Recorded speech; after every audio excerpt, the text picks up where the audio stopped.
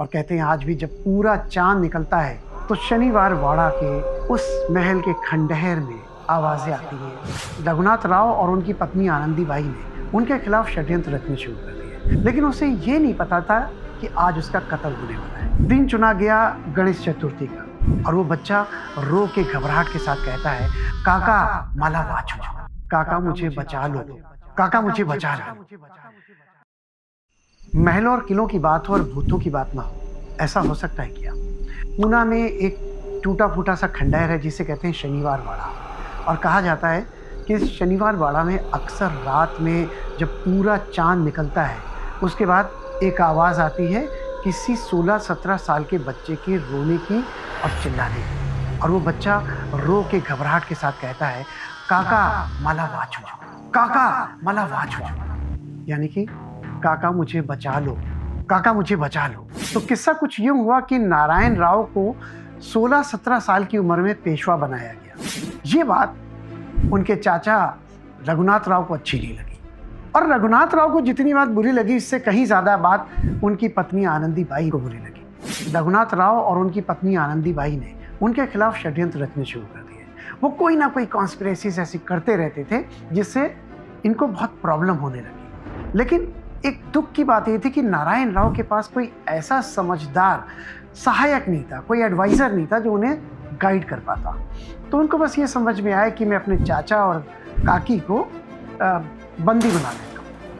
लेकिन यहाँ भी चूंकि रघुनाथ राव तो एक सीजन्ड पॉलिटिशियन थे और उन्हें पता था कि कैसे खेलना चाहिए, तो रघुनाथ राव ने कहा कि अगर मुझे यहाँ से तुम जेल से नहीं छोड़ोगे, नज़रबंद से मुझे नहीं निकालोगे, तो मैं और तुम्हारी काकी आनंदीबाई और हमारा दत्तक पुत्र हम लोग खाना पीना त्याग देंगे, ना खाना खाएंगे ना पानी पिएंगे, और ऐसे ही प्राण अपने त्याग देंगे। और सोचो हमारी मौत का तुम्हारे सर पे एक पाप चढ़ेगा। 16 साल का बच्चा नारायण राव, वो बेचारा पिघल गया और उसने कहा ठीक है काका आप निकल सकते हो घर से बाहर, लेकिन कोई ऐसी हरकत मत करना। तो उन्होंने और आनंदीबाई ने उसको आश्वासन दिया कि हम तुम्हारे खिलाफ कुछ भी षड्यंत्र नहीं करेंगे। लेकिन कुछ ही दिनों के बाद आनंदीबाई के मन में ये इच्छा आई कि मेरा पति रघुनाथ राव ये पेशवा, और उसके लिए उन्होंने फिर से एक कॉन्स्पिरेसी रची। तो दिन चुना गया गणेश चतुर्थी का, और उस दिन ये सोचा गया कि आज यहाँ की जो गर्दी सेना है उसका चीफ, उससे उन्होंने कुछ पैसे देकर के आनंदीबाई ने कहा कि तुम नारायण राव पेशवा का कत्ल करो और मैं इसके बाद भी तुम्हें कहीं जागीरें दूंगी। इधर इस नारायण राव को पता नहीं था कि साहब आज के दिन मेरा कत्ल होने वाला है। वो सुबह उठे और जा कर के गणेश चतुर्थी के दिन ऊपर जाते हैं पर्वती पे और वहाँ पे गणेश मंदिर में पूजा करते हैं। रास्ते में अपने मामा के घर में वो खाना खाते हैं और खाना खा कर घर आते हैं, लेकिन उसे ये नहीं पता था कि आज उसका कत्ल होने वाला है। वो घर आता है, अपने घर वालों के साथ हंसी खुशी खेल रहा होता है। उसका छोटा बच्चा करीब 6-7 महीने का बच्चा होता है, वो उसके साथ आराम से खेल रहा होता है। इधर जो गर्दी सेना का चीफ था सुमेर सिंह गर्दी, वो तैयारी शुरू करता है कि आज मुझे नारायण राव का खात्मा करना है। किसी तरीके से ये बात नारायण राव के काका रघुनाथ राव को पता चलती है, और रघुनाथ राव ने अपनी बीवी के डर को मद्देनजर रखते हुए एक छोटी सी पर्ची लिखी और अपनी एक बहुत ही विश्वास पात्र काम वाली बाई को उसने ये पर्ची देके कहा कि जाके जल्दी से पर्ची सुमेर सिंह को दे दो। अब वो नौकरानी जा रही थी, लेकिन नारायण राव की खराब किस्मत, उसको बीच में आनंदीबाई ने पकड़ लिया, डराया धमकाया और उससे वो पर्ची ले ली। जब उन्होंने वो पर्ची देखी जिसके ऊपर नारायण राव के बारे में लिखा था, नारायण राव ना मारू नका धरा, यानी कि नारायण राव को मारना मत, बस पकड़ लेना, और नीचे लगी रघुनाथ राव की मुहर।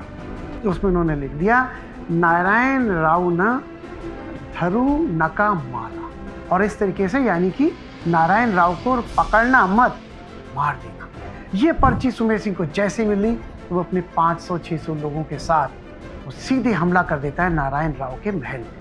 वो बेचारा सीधा साधा बच्चा अपनी पत्नी और एक छोटे से 6-7 महीने के बच्चे के साथ खेल रहा होता है, और जैसे देखता है कि पूरे महल में मार काट पहुंच जाती है, रोना धोना शोर शराबा, तो ये घबरा जाता है। लेकिन इसके पास उस समय कोई हथियार नहीं होता, और जब ये हथियार लेने के लिए दौड़ता है तब तक देखता है कि पीछे सुमेर सिंह गर्दी और अपने कुछ उसके सैनिक नंगी तलवारें हवा में लहराते हुए आ रहे हैं। तो ये भागता है और वो पीछे से शोर मचाते हुए इसका पीछा करते हैं। ये दौड़ता दौड़ता सीधे अपने काका के महल की तरफ जाता है, क्योंकि इसके ज़्यादातर सिपाही जो इसके अंगरक्षक थे उनका मर्डर हो गया था। तो ये चिल्लाता हुआ भागता है, काका माला वाचवा, काका माला वाचवा, काका मुझे बचा लो। लेकिन उस महल में अंदर घुसने से पहले आनंदी बाई ने उनको धक्का देके बाहर फेंक दिया, और जहाँ पे सुमेर सिंह ने बहुत बेरहमी के साथ उस 16 साल के पेशवा नारायण राव का कत्ल कर दिया। और मरते वक्त भी वो बच्चा चिल्ला रहा होता है, उसकी आंखों के सामने अपने नवजात शिशु का चेहरा आता है और वो चिल्लाता है, काका माला वाचवा। और कहते हैं आज भी जब पूरा चांद निकलता है तो शनिवार वाड़ा के उस महल के खंडहर में आवाज़ें आती हैं, काका माला वाचवा, और ये आवाज़ है नारायण राव की, ऐसा लोगों का कहना है। तो ऐसी और बहुत सारी कहानियां लेकर के हम जल्दी फिर आपके सामने हाजिर होंगे। आप देखते रहिए behind the palace walls in down the memory.